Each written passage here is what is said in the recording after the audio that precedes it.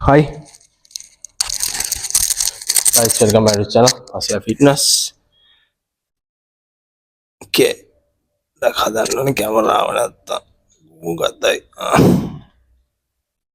Okay then, yes. පොඩි එකයි gym ගියාට රිසල්ට් එකක් නැත්තේ.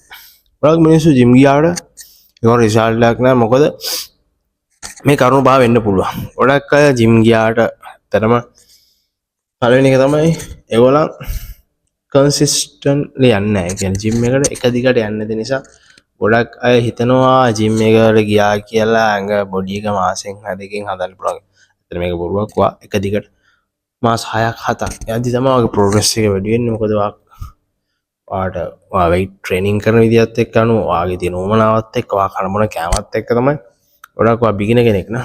ඔයා කන්සිස්ටින් එකක් තියාගෙන කන්සිස්ටන්ට් එකක් තියාගෙන කන්සිස්ටන්ට් තියාගෙන යනවා නම් ජිම් එකට අනිවාර්යෙන් ඔයාගේ බොඩි එක ග්‍රෝ අප් වෙනවා. දෙවෙනි එක තමයි හරියට කන්න නැති එක.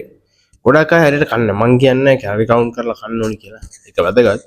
කැලරි කවුන්ට් කරලා කන්න පුළුවන් නම් ගොඩක් හොඳයි. නමුත් හරියට තමන් කන ඩයට් එක, තමන් කන කෑම පිරිසිදු හෙල්ති කෑම කන්න try කරනවා නම් ගොඩක් හොඳයි. නැත්නම් සමහර අය ගොඩක් ජංක් ෆුඩ් කනවා. එතකොටත් ඒ වෙනවා ෆැට් එක වැඩි වෙනවා. ගොඩක් ෆැට් ලොස් කරන අය මහතයි.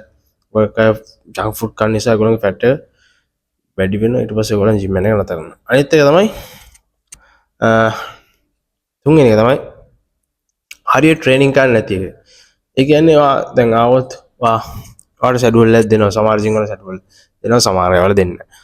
ඔයා දැන් ඒක ට්‍රේනින් කරන්න ගත්තාන් පස්සේ ඔයාගේ ට්‍රේනින් කරනවා. ඔයා ට්‍රේනින් කරලා ඔයා ප්‍රොග්‍රෙසිව් ඕවර්ලෝඩ් එක. ඒ කියන්නේ ඔයා weight එක අද ගැව්වා නම් ඔයා ඊට පහුවෙන්දත් ඒ සතියක් දෙකක් තුනක් ගිහලා ඒ weight එක ගන්නවා.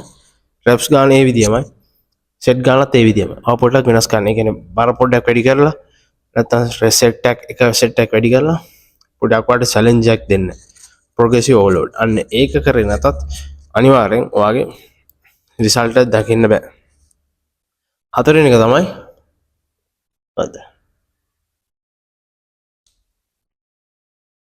ගොඩක් ෆැට් ලොස් කරන අයගේ ගොඩක් ඒගොල්ලන් කාඩියෝ කරන්නේ නැහැ. ගොඩක් කාඩියෝ කරන්නේ නැති වුණාමත් රිසල්ට් එක බලාපොරොත්තු වෙන්න බෑ. කාඩියෝ අනිවාර්යෙන් කරන්න. මොකද කාඩියෝ කියන දේ මාර වැදගත් අපේ heart එකට, අපේ ඉන්ඩියුරන්ස් එකට, අපේ ස්ට්‍රෙන්ත් එකට කාඩියෝ කියන දේ මාර වැදගත්. කාඩියෝ එක්සර්සයිස් ඒක කරන්න. එතකොට ඔයාගේ ප්‍රොග්‍රස් එකක් තියෙනවා. ඔයාගේ රිසල්ට් එක බලා ගන්න පුළුවන්. පස්වෙනි එක තමයි ගොඩක් රිසල්ට් එන්නේ නැති වෙන තවත් හේතුවක් තමයි ඒගොල්ලන් බේසික් දේවල් හරියට කරන්නේ නැහැ. ඒක වෙන එක්සර්සයිස් කරනවා. ගොඩක් ජිම් එකට ආපු මිනිස්සු කරන වැරදියක් තමයි මම දැකලා තියෙනවා. ආපුවම පස්සේ එක අමුතු එක්සර්සයිස් කරනවා. කරාට කමක් නැහැ. කියන්නේ ඉස්සලාම තමයි බේසික් ටික පුරුදු වෙන්න. compound heavy lifting, bench press, shoulder press, ඊට පස්සේ row, ඊට පස්සේ dead lift, ඊට පස්සේ shoulder press, අන්න ඒ වගේ දේවල්. ඒ වගේ දේවල් පුරුදු වෙන්න ඉස්සලාම බේසික් ටික කරන්න. ඊට පස්සේ තමයි isolation exercise. ඒ කියන්නේ advanced ඒවාට යන්න ඕනේ. normal compound ටික ඉස්සලාම පුරුදු වෙන්න. ඒවා master කරන්න ඊට පස්සේ යන්න. නැත්තම් ඒ වලින් ඒව කරොත් තමයි රිසල්ට් එක බලා ගන්න පුළුවන්.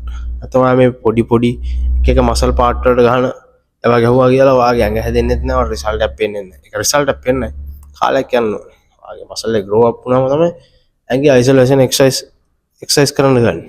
නැතුව මේ තියෙන මසල් එකට පොඩි කැලි යවුවා කියලා හැදෙන්නේ නැහැ. ඒ නිසා ඒකත් වැරද්දක් මම දාගෙන මේ පහ ඔයාගේ තියෙනවා. ඔයා try කරලා බලන්න මේ පහ reduce කරලා මේ දේවල් හරියට කරන්න. ඒ නිසා let's go guys. ඊළඟ වීඩියෝ එකෙන් හම්බෙමු.